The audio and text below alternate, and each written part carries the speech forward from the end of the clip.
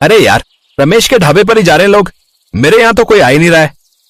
सुरेश रमेश से जलता था।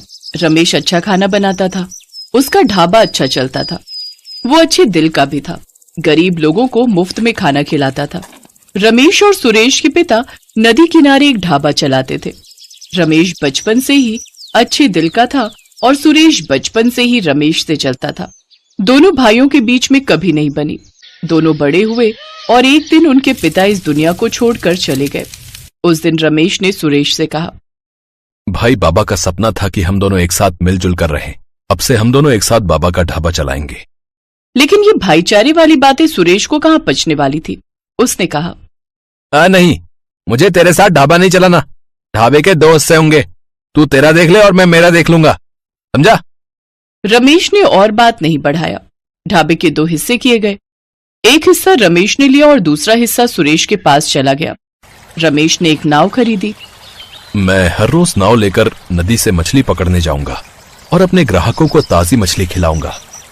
रमेश ने चिंटू को काम पर रखा और सुरेश ने बिट्टू को। बिट्टू ने सुरेश से कहा, उस्ताद, क्या कर रहे हो? आपके बड़े भैया नाव लेकर नदी से मछली पकड़ने जा रहे हैं, ग्राहकों को ताजी मछली खिलाने के लिए। आपको भी जाना चाहिए। चुप कर, मुझे ज्ञान झाड़ने की जरूरत नहीं है, समझा? कौन इतना काम करेगा? मैंने मछली वालों से बात कर ली है, वो मुझे हर शाम को मछली देकर जाएगा। हर शाम? इसका मतलब दिन में जो मछली नहीं बिकेंगे वो आप खरीदेंगे, और वो मछली खराब निकली तो क्या हुआ है? कम दाम में तो मिलेगा, उसे अच्छे से तेल में तल के बनाने से दुर्गंध नहीं आएगी। चल भाग यहाँ से, अब मुझे सोने दे। बिट्टू समझ गया कि सुरेश का ढाबा चलने वाला नहीं है। उधर रमेश चिंटू को साथ लेकर ताजी मछली पकड़कर वो दोनों ढाबे पर लौट आए। चिंटू, आज ताजी अच्छी मछली पकड़ में आई है, चल जल्द से जल्द खाना बनाते हैं। 10 बजते ही लोग खाने आ जाएंगे।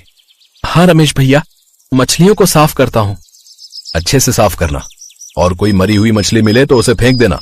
ग्राहकों को खराब चीजें नहीं खिलाऊंगा मैं, बाबा ने यही सिखाया है मुझे।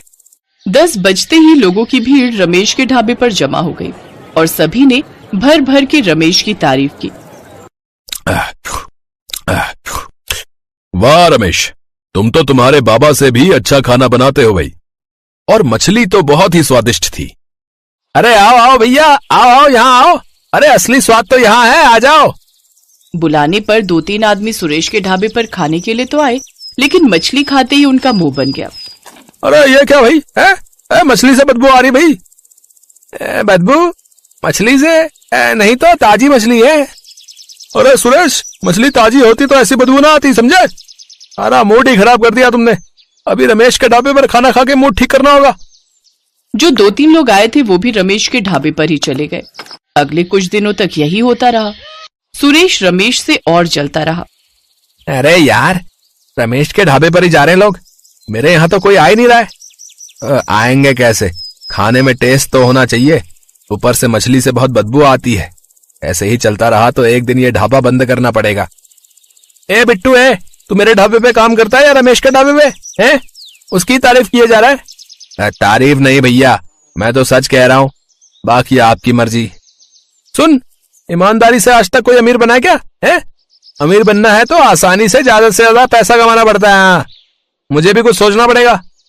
सुरेश ने अपने दिमाग पर जोर डाला और अगले दिन एक तरकीब लेकर आया। सुन बिट्टू, लोग खाने के नहीं, एक्सपीरियंस के पैसे देते हैं।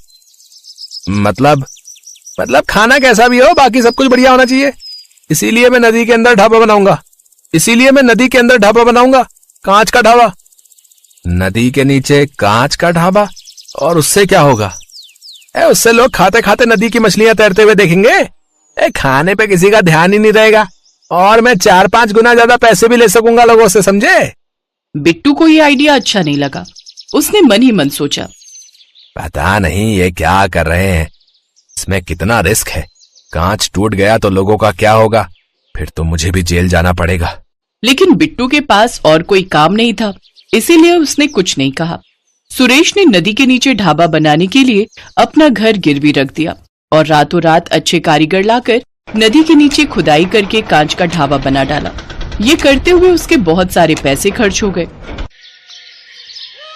ये कुछ नया था, इसीलिए लोग उस ढाबे पर जाने भी लगे। ये क्या सुरेश, मछली भात 400 रुपए?